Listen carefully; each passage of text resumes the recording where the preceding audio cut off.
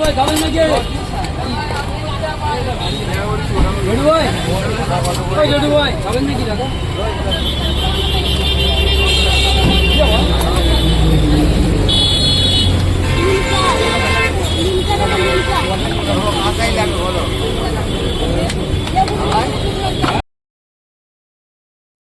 কি দেখে আরাম লাগছে তো?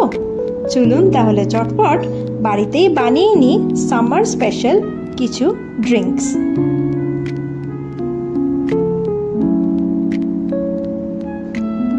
প্রথমে বানিয়ে নিই আমরা আজকে মশলা সোডা। প্রথমে প্যানে আমি এখানে কিছু গোটা জিরে আর গোটা গোলমরিচ নিয়ে এটাকে ভালো করে ড্রাই রোস্ট করে নিলাম। নিয়ে একটা ব্লেন্ডার জারে এই দুটোকে অ্যাড করে দিয়ে এর মধ্যে স্বাদ অনুযায়ী চিনি, বিট নুন,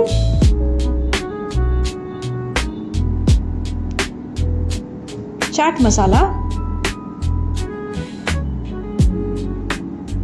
আর কিছু পুদিনা পাতা অ্যাড করছি।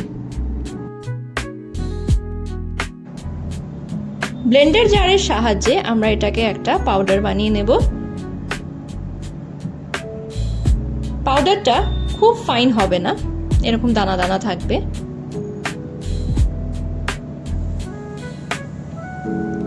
এবার চলুন গ্লাসটাকে একটু ডেকোরেট করে নিই। প্রথমে একটা লেবুর স্লাইস নিয়ে আমি গ্লাসের চারধারটা একটু ভালো করে লেবু রস মাখিয়ে নিচ্ছি। নিয়ে একটা প্লেটের মধ্যে একটু বিট নুন অ্যাড করে আমি গ্লাসটা এরকম করে নুনের মধ্যে বুলিয়ে নিচ্ছি।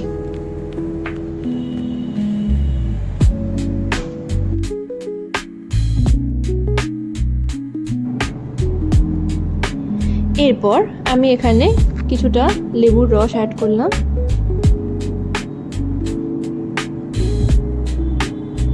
খানিকটা আইস কিউবস আর সে আগে থেকে বানানো পাউডারটা। এরপর আমি বাজার থেকে কিনে আনা সোডা এর মধ্যে অ্যাড করছি।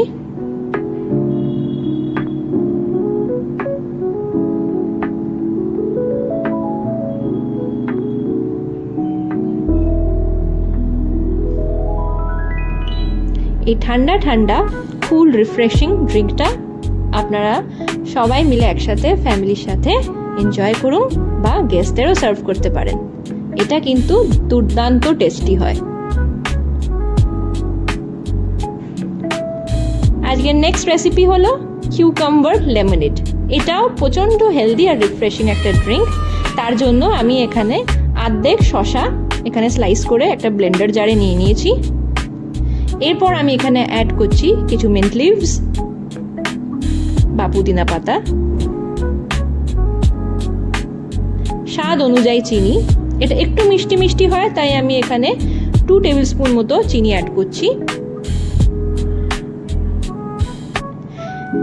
সামান্য নুন অ্যাড করছি।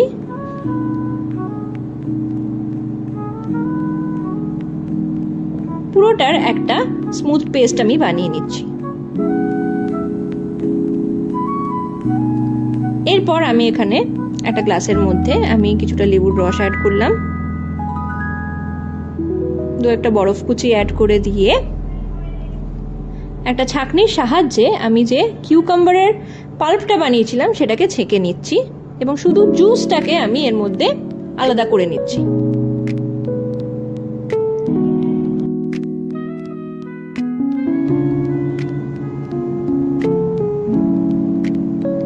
এরপর আমি এর ওপর বেশ কিছুটা পরিমাণে ঠান্ডা জল অ্যাড করে দিয়ে